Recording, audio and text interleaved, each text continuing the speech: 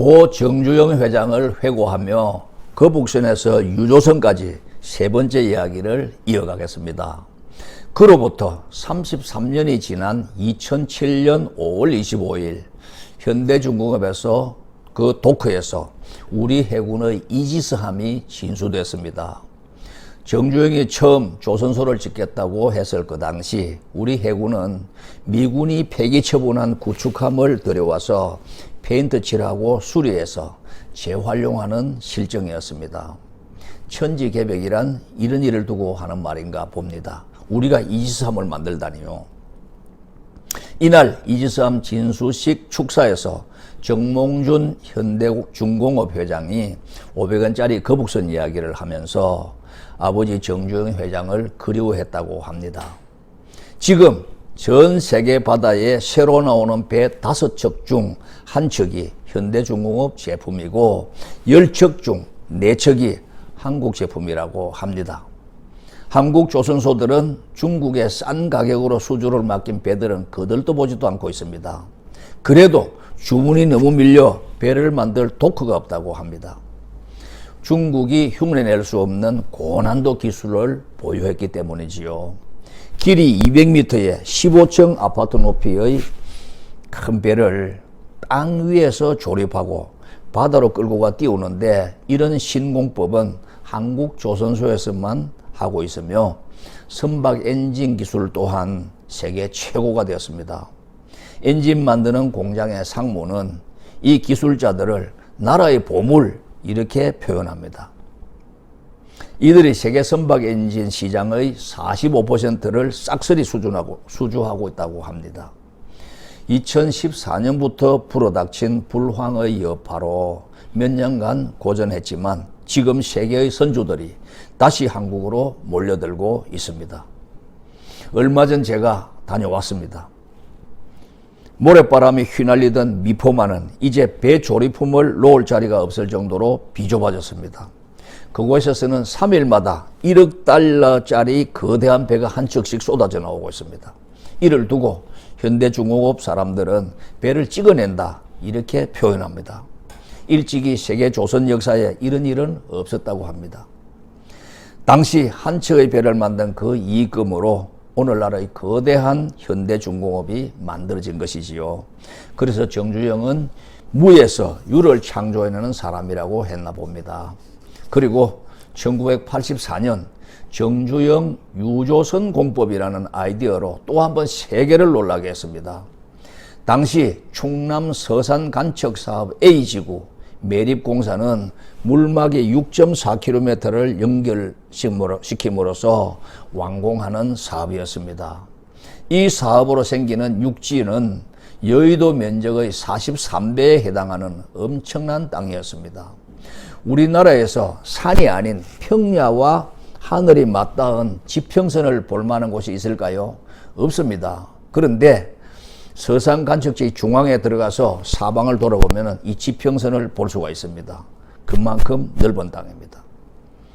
바다를 막아 옥토로 만드는 국가사업의 마지막 물막이 공사에서 문제가 생겼습니다.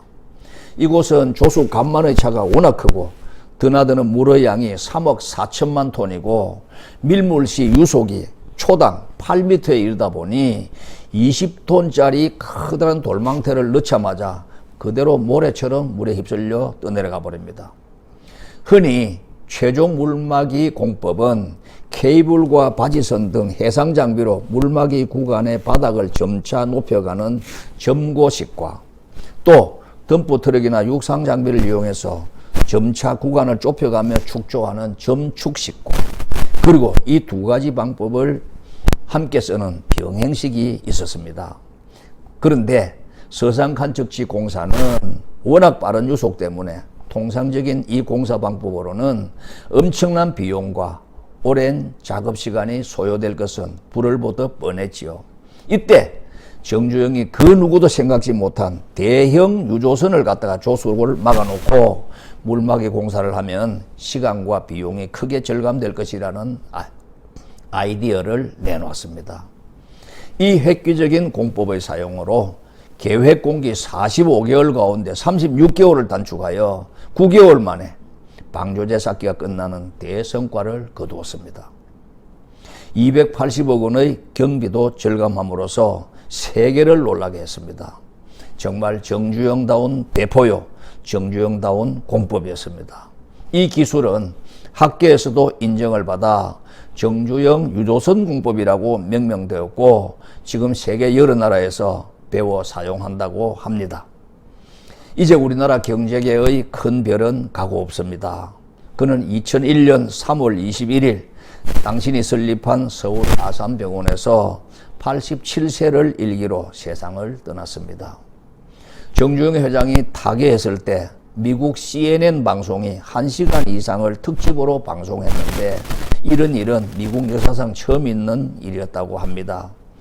그의 호는 아산이고 강원도 통천에서 1915년 11월 25일 농부인 아버지 정봉식과 어머니 한성실의 6남 1녀 중 장남으로 태어났습니다. 8살에 통천에 있는 송전소학교에 입학하여 13살에 졸업했는데 그와 함께 졸업한 동창생이 27명이었답니다. 그의 정식 최종 학력은 소학교 졸업이 유일합니다. 2000년 5월에 현대그룹 명예회장직에서 물러났고 1987년 제1회 한국경영대상, 1988년 국민훈장 무궁화장, 1998년 서울올림픽 유치공로로 IOC 훈장과 노르웨이 황실 훈장을 수상했고 사후에는 2001년 5월 제5회 만해 평화상이 추서됐지요. 5년 후 2006년 11월에 미국 타임스지가 선정한 아시아의 영웅의 이름을 올렸고 2008년 DMZ 평화상 대상이 특별 추서됐습니다. 이처럼 불가능을 가능으로 하면 된다. 이 신화를 창조하신 거인 정주영이야말로 대한민국 근대사에 큰 획을 그은 경제 대인이었습니다. 오늘의 대한민국이 있기까지 세계 10대 경제 대국이 될 때까지 그의 업적은 실로 대단했습니다. 우리는 그를 잊지 말아야 하고 위인 중의 위인, 거인 중의 거인으로 칭송해야 마땅할 것입니다. 그리고 이렇게 혼란스러운 대한민국의 어디에선가 제2, 제3의 정주영이 자라나고 그 지난한 개척자의 길을 꿋꿋이 걸어가고 있기를 바라는 마음 또한 간절합니다. 고 정주영 회장이 생전에 남긴 이야기 말씀을 보너스로 하나 더 해드리겠습니다. 내가 경부고속도로 공사 때 박정희 대통령하고 얘기 도중에 깜빡 졸았던 적이 있어요. 그분이 얼마나 위험있고 근엄한 분입니까? 그분 앞에 나 혼자 이야기를 듣다가 깜빡 졸았던 거야. 아마 내가 태어나 엿새 동안 양말을 못 갈아 신을 때가 처음이었을 거예요. 고속도로 현장에서 날밤을 샜을 때니까요. 나뿐만 아니라 당시 현장 멤버들 모두가 양말을 벗겨보면 발가락 사이가 붙었을 정도여서 내가 작업화를 벗어놓고 잠을 잔 기억이 별로 없어요.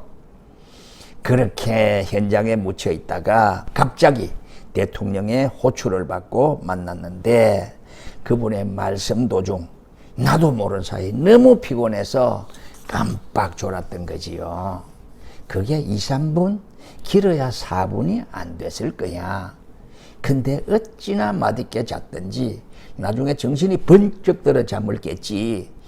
참, 박 대통령을 잊지 못할 얘긴데 그때 청와대 응접실 탁자가 조그만해서 그 탁자를 사이에 두고 무릎이 닿을 정도로 가까이서 말씀하시는데 바로 앞에서 내가 졸았으니 말이야.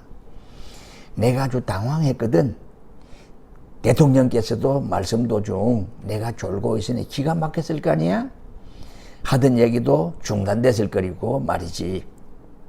그러니 어쩔 줄 모르고 죄송하다는 말씀밖에 못하는 거야. 그런데 웬만한 사람 같으면 졸고 있는 동안 자리를 뜨거나 언짢은 얼굴을 했을 거 아니야? 내가 번쩍 정신이 들어 깜짝 놀라 어찌할 바를 모르는데 그 자리에 그대로 계시던 대통령께서 내 손을 꼭 잡으시더니 정 사장, 내가 미안하구먼 이러시는 거예요. 참 정말 대단한 분이야. 그때를 평생 잊지 못하겠어. 그래서 말이지, 나도 그때 배운 바대로 써먹었지.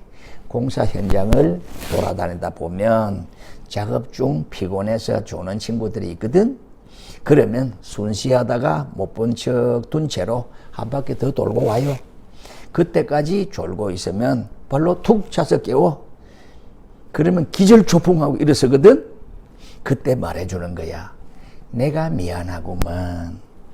이렇게 말이야. 내가 감동받은 만큼 그 친구들도 감격했을 거 아니야? 잠이란 건 말이야. 일이 신나면 잠이 안 와. 죽으면 계속 잘 건데 살아서는 조금만 자야지.